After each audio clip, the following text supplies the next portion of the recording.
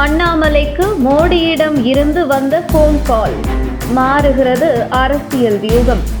Second இன்னிங்ஸை தொடங்கிய அண்ணாமலை. பிரதமர் நரேந்திர மோடி வரும் ஜூலை 27 கங்கை கொண்ட சோழபுரம் வருகிறார். 2 நாள் பயணமாக தமிழகம் வரும் பிரதமர் மோடி தமிழகம் வருவதற்கு முன்பு கடந்த ஜூலை 20 ஞாயிற்றுக்கிழமை பாஜக முன்னாள் தலைவர் அண்ணாமலையை தொலைபேசியில் தொடர்பு கொண்டு மிக நீண்ட நேரம் பேசியிருக்கிறார். 2 நாள் பயணமாக தமிழகம் வரும் மோடி அந்த பயணம் குறித்த முக்கிய விஷயங்கள் என்ன என்பது குறித்து அண்ணாமலையிடம் பேசியுள்ளார் பிரதமர் மோடி.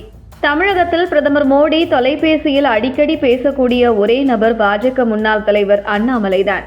இதற்கு முன்பு பாஜக தலைவராக அண்ணாமலை இருந்தபோது திண்டுக்கல்லில் நடந்த ஒரு நிகழ்வுக்கு வந்த பிரதமர் மோடி திண்டுக்கல்லில் இருந்து மதுரை விமான நிலையம் சென்றபோது தன்னுடைய காரில் அண்ணாமலையை உடன் அழைத்து சென்றார். அந்த அளவுக்கு பிரதமர் மோடியின் நம்பிக்கைக்குரியவராக தமிழகத்தில் அண்ணாமலை இருந்து வருகிறார்.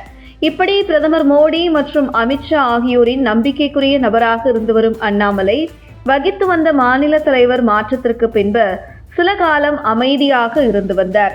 ஆனால் அண்ணாமலை அமைதியாக இருந்து வந்தாலும் கூட தமிழக அரசியல் நிலவரம் குறித்து அமித்ஷா மற்றும் மோடி இருவரும் அண்ணாமலையை தொடர்பு கொண்டு சில ஆலோசனைகளை நடத்தி வந்து கொண்டுதான் இருக்கிறார்கள் என உறுதிப்படுத்துகிறது டெல்லி வட்டாரங்கள்.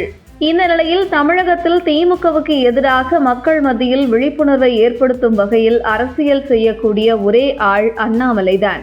அவரை தவிர்த்துவிட்டு தமிழக அரசியலில் பாஜகவை அடுத்த கட்டத்திற்கு எடுத்துச் செல்லவும் முடியாது. அதே நேரத்தில் அண்ணாமலை துணையின்றி திமுகவை வீழ்த்தவும் முடியாது என்பதை பிரதமர் மோடி மற்றும் அமித்ஷா இருவரின் கவனத்திற்கு சமீபத்தில் சென்ற உளவுத்துறை ரிப்போர்ட் தெரிவித்திருக்கிறது.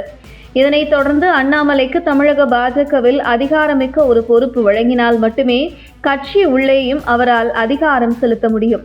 மேலும் கட்சிக்குள் எந்த ஒரு கட்டுப்பாடு இன்றி சுதந்திரமாக திமுகவை எதிர்த்து அண்ணாமலையால் அதிரடி அரசியலை கையில் எடுக்க முடியும் என முடிவு செய்த பிரதமர் மோடி விரைவில் பாஜக தேசிய தலைவர் அறிவிப்பு வெளியானதும் அண்ணாமலைக்கு தேசிய பொதுச் செயலாளர் பதவி வழங்க முடிவு செய்துள்ளதாக டெல்லி வட்டாரங்கள் உறுதிப்படுத்துகிறது. மேலும் பாஜக தேசிய பொதுச் செயலாளர் பதவியுடன் சேர்த்து தென் மாநிலத்தில் தமிழகம் உட்பட முக்கிய மேலும் 2 மாநிலங்களை உள்ளடக்கி பாஜக மாநில பொறுப்பாளராக அண்ணாமலையை நியமனம் செய்ய இருப்பதாக தகவல் வெளியாகியுள்ளது. அதாவது தமிழக பாஜகவில் எந்த ஒரு முடிவும் எடுக்கும் பொழுது அதில் அண்ணாமலை முக்கிய பங்காற்றும் வகையில் அதிகாரமிக்க பதவியை வழங்க பிரதமர் மோடி முடிவு செய்துள்ளார்.